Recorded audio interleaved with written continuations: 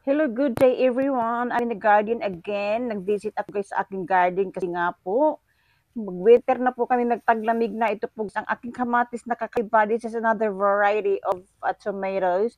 This is different. This one is like a pumpkin. It's like a kalabasa. Kaya po nag-worry ako dahil nga mag-winter na kami. Sigurado abutin ito ng frosty. Winter na, sayang eh. Kaya lang, okay naman niya silang kunin.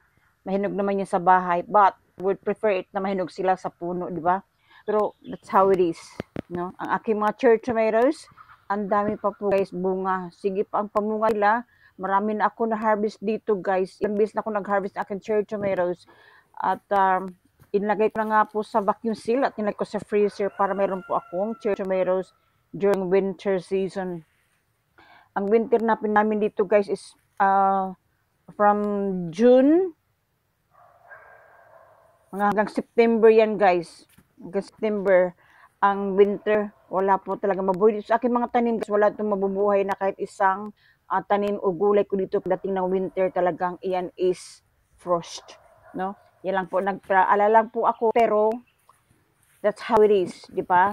Wala po akong magawa kung sila po ay sabutin ng frosty.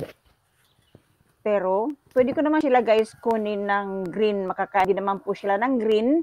Pwede ko silang gawing pickles, tomato pickles, or tomato chutney. No? Tapos, i-store mo lang sa jar. Yan. Masarap po guys kasi ang green tomato chutney.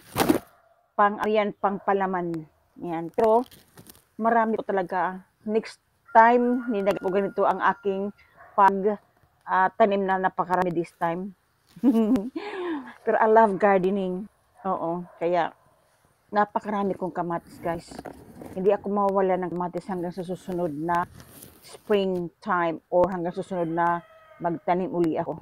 Kaya, ganito talaga. Ang dami pa nilang mga bunga. Inalagay ko ito guys sa soup, sa mga tinola, sa mga nakulahat na lang. Ginugulay din naman guys ang green na kamatis, pero mas prefer ko ang hinog o kaya manibalang. Katulad nito, ito ay sa dark tomato, cherry tomato po ito guys.